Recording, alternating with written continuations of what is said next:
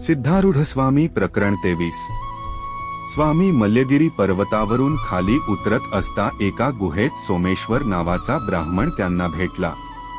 तो कुक्कुटनाथ कल्प, पर्वतकल्प वगैरे कल्पांतील मूलिकार्स्वाद, आकर्षण, स्तंभन वगैरे गुटिका सिद्धी, पादुका सिद्धी, वशाकर्षण इत्यादी क्षुद्र सिद्धिदायक व्यभिचार कर्मे ह्या लोकी खऱ्या सुखासारखी पण परलोकी महदुःखदाय अशी क्षुद्र शास्त्रे जाणणारा होता। त्याला पाहून अवधूत म्हणाले, हे काय करीतोस? तू ब्राह्मण असून अशी क्षुद्र शास्त्रे पाहतोस? आपला धर्म सोडून परधर्माची इच्छा करीतोस। यामुळे आपल्या धर्मापासून भ्रष्ट होशील, लोकाची दूषणे मात्र तुला मिळतील। या क्षुद्राच्या अध्ययनाने पूर्ण पुण्याई असलेल्या मनुष्यास सिद्धी साध्य होतात असे सांगितले आहे। याकरिता पुण्य करण्यात तत्पर असावे, ग्रंथाच्या भ्रांतीत पडू नये। शिवाय तुझ्या स्वधर्मात हरिनाम उच्चारण्याने सर्व फले प्राप्त होतात असे आहे। मग हा खटाटोप करणे बरोबर नाही। त्याप्रमाणे श्रौत स्मार्त कर्माच्या फळाने परलोकी गेले रीत पुण्यक्षीण झाल्यावर मृत्युलोकी याव्याचेच। असली वेदोक्त कर्मे जर जीवांना जन्ममरणादी दुःखदायक होतात तर तू करतोस ही क्षुद्र कर्मे किती दुःखदायक होतील याचा विचार कर। तेव्हा ब्राह्मण म्हणाला, या शास्त्राचे धर्म सांगणाराने अशा प्रकारचे दुःख प्राप्त होईल असे आम्हाला सांगितले नाही, म्हणून आम्ही हे शास्त्र शिकण्यास प्रवृत्त झालो। अवधूत म्हणाले, तू मार्ग विचारता आडमार्ग धरणाऱ्या गुरुची परीक्षा न करता त्यास शरण गेलास ही तुझीच चूक, त्याची नव्हे। आता ह्या दोषाचा परिहार होण्याला उपाय कोणता असे त्याने विचारिले। तेव्हा एका अक्षराला 1000 याप्रमाणे 24,000 गायत्री मंत्र जप केल्यास सर्व दोष परिहार होऊन धर्मबुद्धी होऊन अंतःकरण शुद्धी होईल असे सांगितल्यावर त्या ब्राह्मणाने ती पुस्तके टाकून दिली व स्वामीस नमस्कार करून उभा राहतात स्वामींनी धन्य आहेस असा त्यांस आशीर्वाद दिला।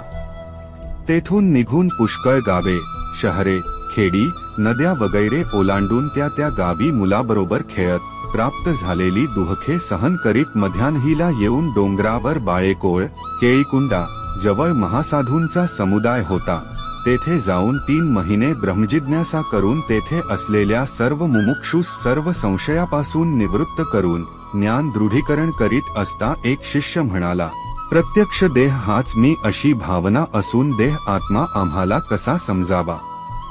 तेव्हा स्वामी म्हणाले, ऐक बाबा, पंचात्मक, पंचसूर्वमाना, षडाश्रयम, षगुण योगयुक्त, त सप्तधातून, त्रिमल, त्रियोनी, चतुर्विधा हारमयम शरीर या प्रमाणावरून याची सर्व तत्वे निराळी काढून पहा। चैतन्यात्मक ब्रह्म असे दिसेल, ते कसे म्हणशील तर शरीराचा व्यवहार पृथ्वी, आप, तेज, वायू आणि आकार ही पंचतत्वे चालवित आहे। वही परमात्म्याने एक भूताचे 2 विभाग करून त्यात एक भाग आश्रय म्हणून ठेवून उरलेले अर्धभागाचे 4 विभाग करून आश्रय भागात आपापले सोडून दुसरे महाभागात मिळविले तर 25 तत्वे होतात। ही 25 तत्वे एके ठिकाणी मिळून स्थूल देह केल्यानंतर चलनरहित झाला। तेव्हा परमात्मा म्हणाला, हा जड आहे, माझ्या शिवाय याचे कसे चालेल?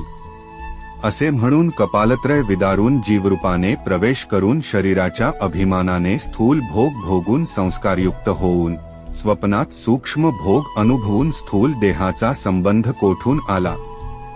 शिष्य म्हणाला, या स्थूलाचा संबंध केव्हा? ऐक तर हे शिष्यायत कठीणत पृथ्वी या शरीरात जो द्रवांश असतो ते आप, उष्णता तेजांश, चलन वायवंश, पोकळी तो आकाशांश याप्रमाणे देह पंचभूताशी संबंधी झाला आहे। स्वरूपतः अभावरूप देह मी आहे असे म्हणणे अन्यायाचे आहे की न्यायाचे आहे? तेव्हा शिष्य म्हणाला, तुमच्या प्रसादाने 25 तत्वे निराळी करून निराळे राहणारे चैतन्य मी असे समजून मी कृतार्थ झालो असे म्हणून आनंदाश्रू ढाळी पुन्हा नमस्कार करून स्वामींचा आशीर्वाद घेऊन तो गेला। तेथेच एक कुष्ठरोगी होता, त्याने दिनवाणीने मागून घेतले की गुरु महाराज या शिष्याचा मनोरोग नाहीसा केला त्याप्रमाणे माझे कुष्ठ नाहीसे करा असे म्हणून त्याने साष्टांग नमस्कार घातला। तेव्हा त्याला पंचाक्षरी मंत्र जपलास तर ब्रह्मस्वरूप होशील, मग असला क्षुल्लक रोग त्या जपाने जाईल, यात आश्चर्य नाही, असे सांगून त्याला पंचाक्षरी मंत्राचा उपदेश करून पादोदकाने स्नान घालताच कुष्ठरोग नाहीसा झाला. याप्रमाणे तेथे फार लोकांची दाटी होऊ लागताच हे स्थळ सोडावे असे मनात आणून तुष्णी भाव निर्विकल्प समाधी असता काही भाव दाखविता प्रारब्ध कर्म नावाच्या वायूने हा देह वाळलेल्या पिंपळाच्या पानासारखा उचलून मधली गावे, शहरे, खेडी वगैरे फिरवून विजापुरास उचलून आणला.